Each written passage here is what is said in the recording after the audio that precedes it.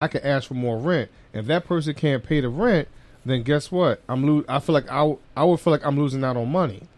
Yeah, but if you're the homeowner and the house next to you goes up, they're trying to get rid of you.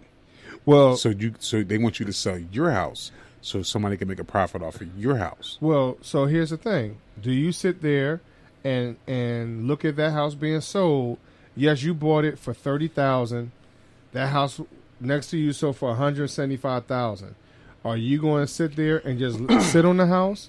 Some people would, but a lot of people are going to sit there and look at. Some people do. I can flip that and take $140,000 and do something else. They do, but are you getting $140,000? This is what I'm saying. Right now, they have a thing that's going on right now in North Philly where there's a 11 block sheriff sale that's going on, and how they are taking these houses are people don't have the jobs. Mm-hmm. They can't afford to pay their taxes. Right.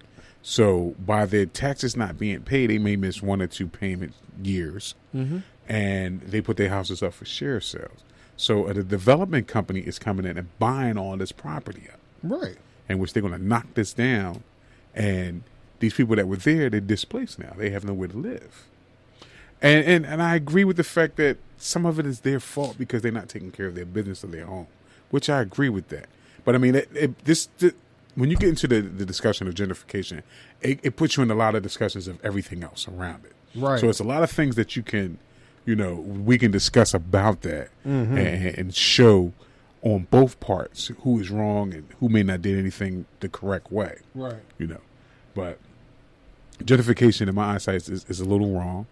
Look at our city right now. Look at Philly. 10 years ago, 15 years ago, they were tearing down buildings and putting up parking lots. Mm-hmm.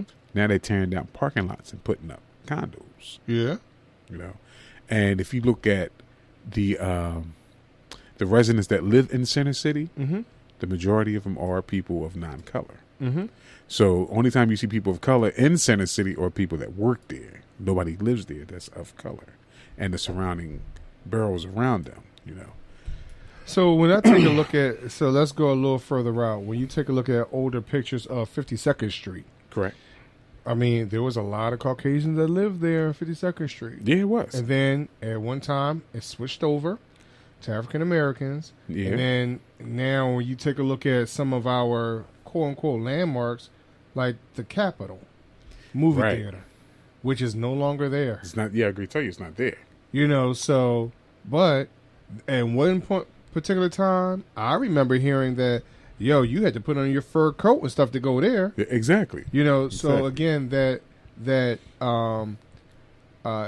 pride in your neighborhood, that pride in your community of keeping it and understanding what the value truly is not there.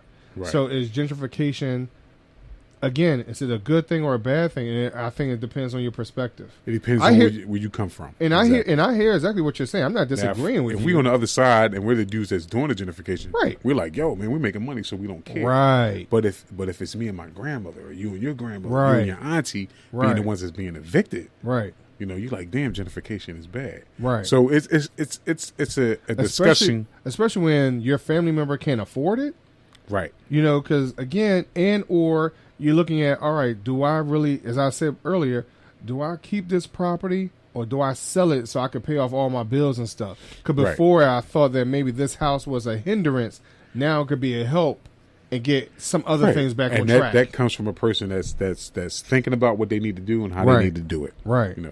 So, I know we jumped a little bit off topic, but it all has to do with how things are done in our communities, how things are done in our neighborhoods, and how we can be more aware about what's going on in our neighborhoods, and how if we can help, we can help.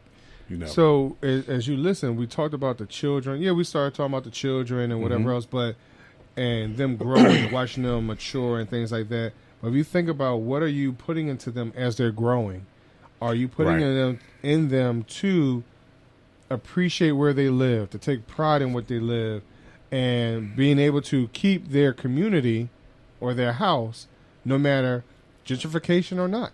Right. Because I think that's one of the things that we're missing. That overall, we're not looking at it from that perspective. and that it's always going to continually grow, and that it's not going to be the same. Even though it might look the same in some places, it's not going to always stay that way. Correct. And it's going to be depend up to you to make that change. Right. You know, if you like, hey, I'm tired of the way this house looks, well, change it. Mm-hmm. Change it. You know, or I'm tired of this porch. Well, unclose it.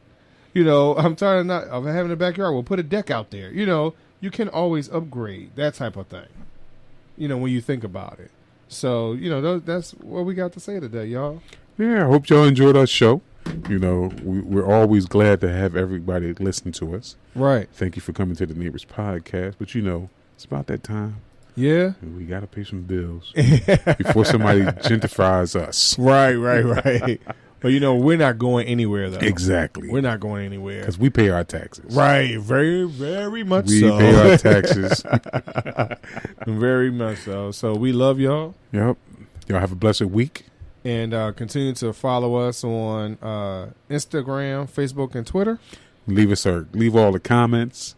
Anything that you want to discuss, anything you want to talk about, make sure that you guys share that with us. And rep your neighborhood. Rep your neighborhood. And that's even probably more important now after this conversation. Exactly. Love y'all. All right, y'all. Peace. Peace. You are the agent and we look for change. You conquered the pressure and you did not fall, but you are a diamond and worth more than gold.